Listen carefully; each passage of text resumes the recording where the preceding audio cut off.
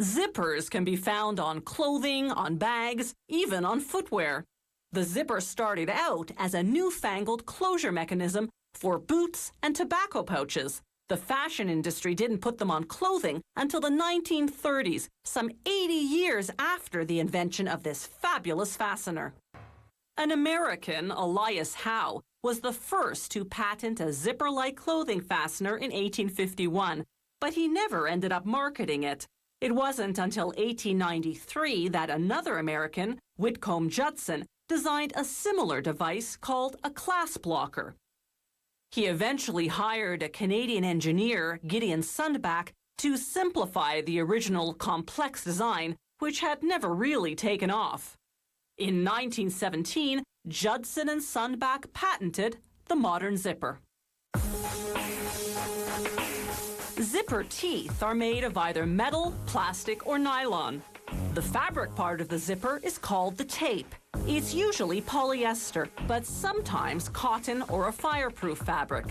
To make metal zippers, the factory feeds a long continuous roll of tape into what's called the teeth machine, along with a long roll of metal ribbon known as flat wire.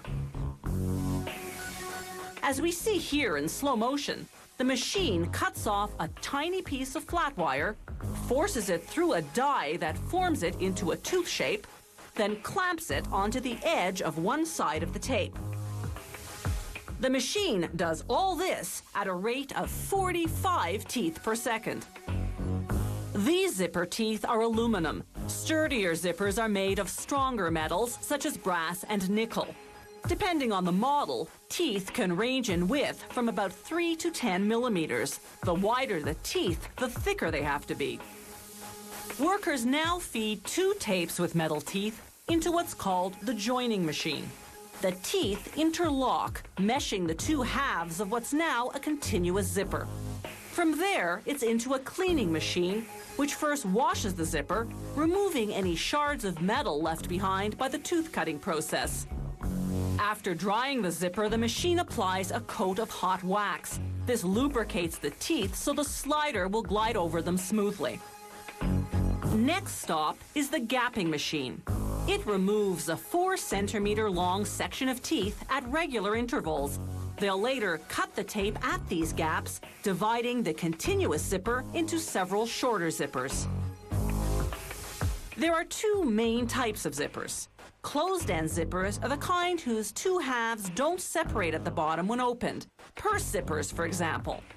These need a part called a bottom stop, a thick piece of flat wire positioned at the base of the zipper.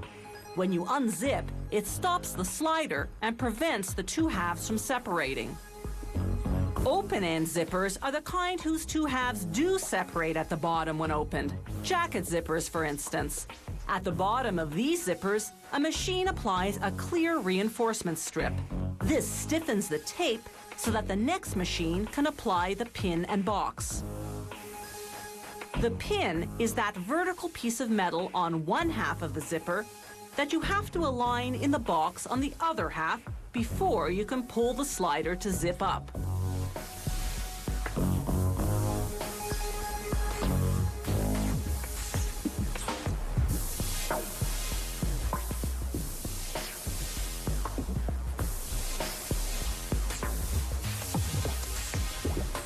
The next machine installs the slider.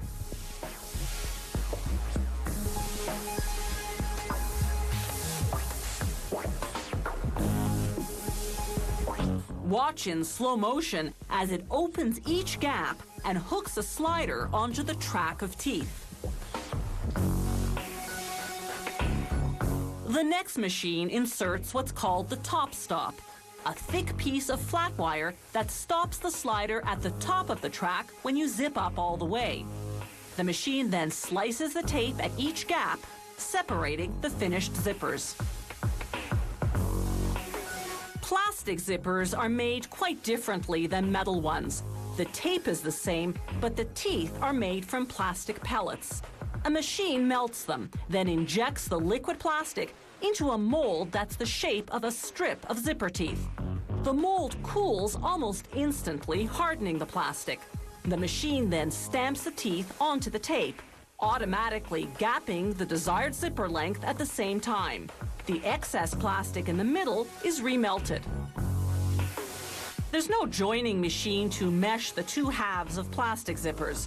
Workers do this manually so that they can inspect the plastic teeth to make sure they're well formed. Then automated machines install the remaining components.